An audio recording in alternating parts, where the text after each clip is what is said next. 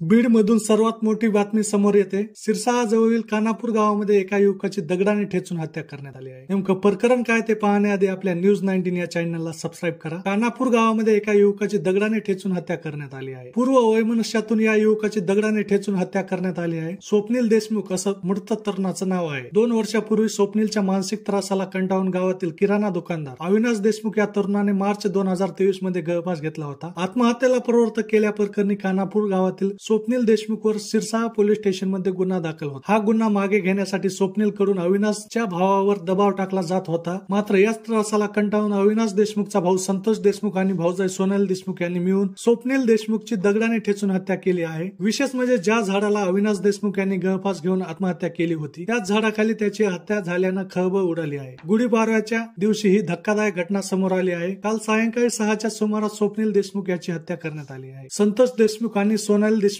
Sirsa police ठाण्यात रात्री हजर झाले. या दोघांवर गुन्हा देखील दाखल करण्यात आला आहे. सिरसा पोलीस पुढील तपास करत आहेत. या घटनेविषयी आपल्या प्रतिक्रिया काय आहेत ते आम्हाला कमेंट्स मध्ये नक्की कळवा. धन्यवाद.